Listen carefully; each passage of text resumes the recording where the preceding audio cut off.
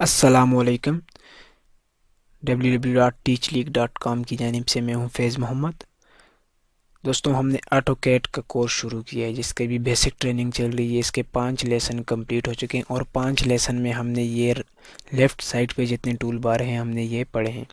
और आज का हमारा ये छठा ट्यूटोरियल है, छठा लेसन है। तो इसमें इंशाल्लाह हम ये वाला टूल बार, ये वाले जो टूल बार हैं, इसका यहाँ से स्टार्ट करेंगे।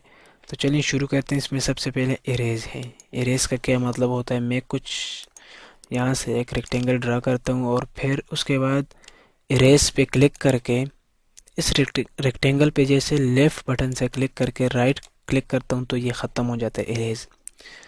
यही काम आप 2-3 मेथड से कर सकते हैं।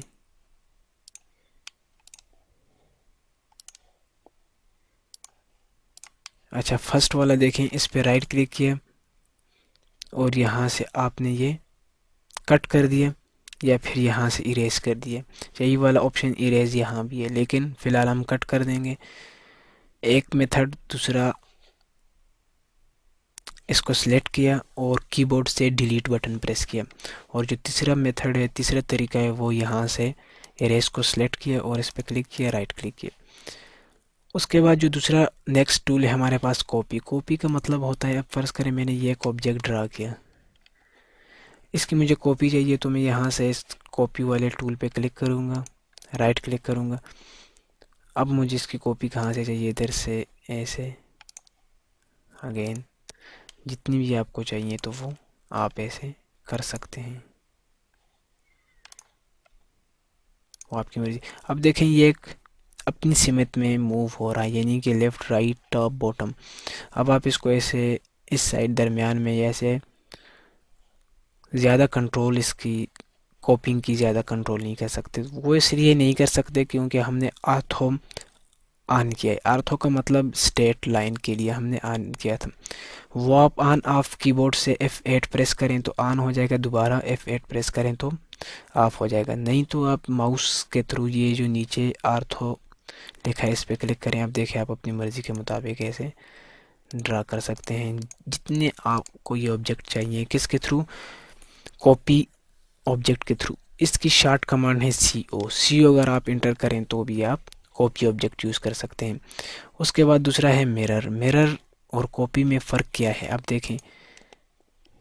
मैं ये UC आइकन को, ये जो YX वाला आइकन है, इसको मैं एक साइड पे कर लूँ। इसको साइड करने के लिए ऑलरेडी मैंने सेटिंग में बताया। अगर आपको वो इसका पता नहीं है तो आप पहले वो ट्यूटोरियल देख लें।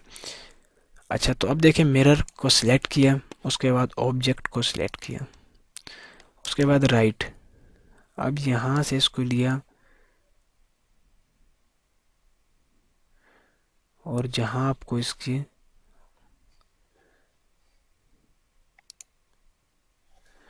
और इंटर कर दें तो ये देखें, ये आपकी क्या हो जाएगी, ऑब्जेक्ट आपका मिरर हो जाएगा।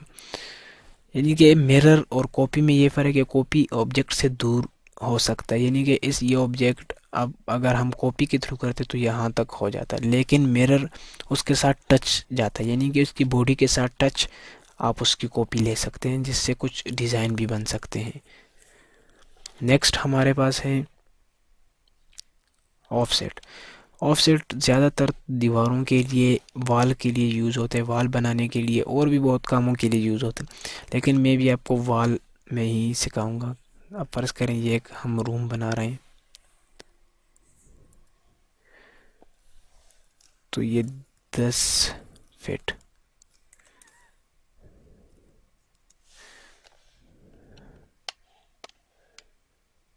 और नीचे की जानिब इसकी जो लंबाई है, चौड़ाई है, वो इसकी 10 फीट और इसकी जो ऊंचाई है उसको कर लेंगे 8 फीट।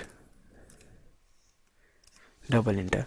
अब देखें, जूम आउट नहीं हो रहा, तो मैंने आपको पहले भी बताया, Z इंटर करें और E इंटर करें तो जूम आउट, जितना मर्जी इसको आप जूम आउट कर सकते हैं। फिर अब मैं चाहता हूँ कि ये लाइन 10 फीट है और ये 8 फीट है। मैं चाहता हूँ ये लाइन इस साइड पे आ जाए 8 फीट वाली और 10 फीट वाली इस साइड पे, ताकि मुझे दोबारा ड्रा करने की ज़रूरत ना हो। तो उसके लिए हम ऑफसेट यूज़ करेंगे। ऑफसेट की शॉर्ट कमांड O लिखकर अगर आप इंटर करें तो ये इसकी शॉर्ट कमांड है।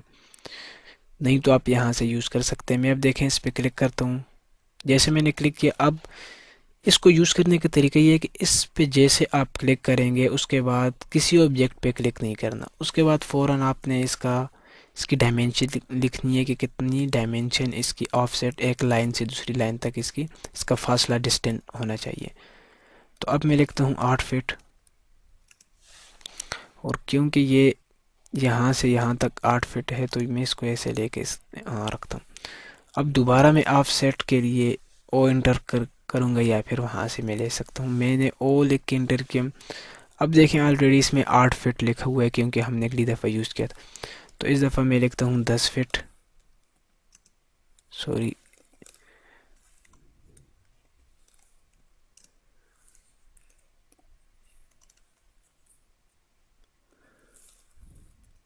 10 फीट। और यहाँ से मैं इसको पकड़कर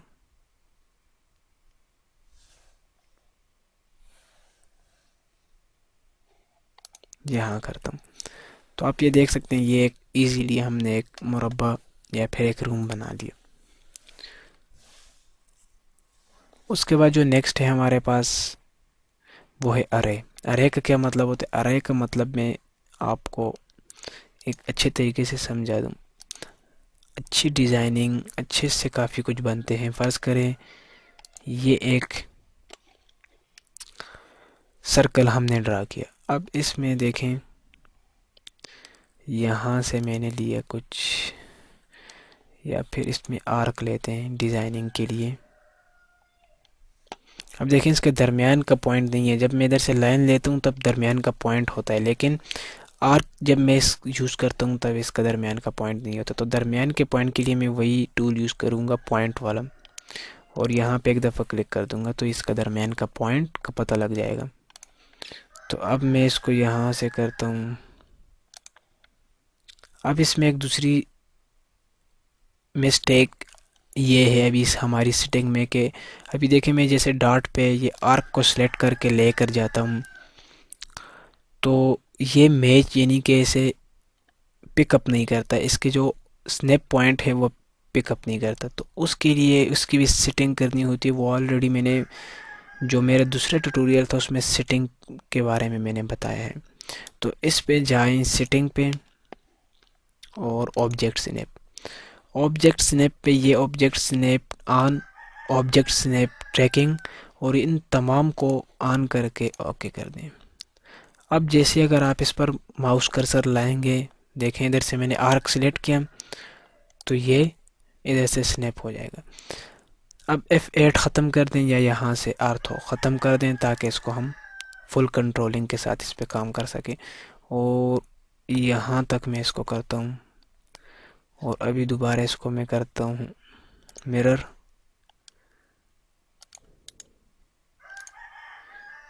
और देखिए अभी मिरर का कितना फ़ायदा है आप ख़ुद देख सकते हैं।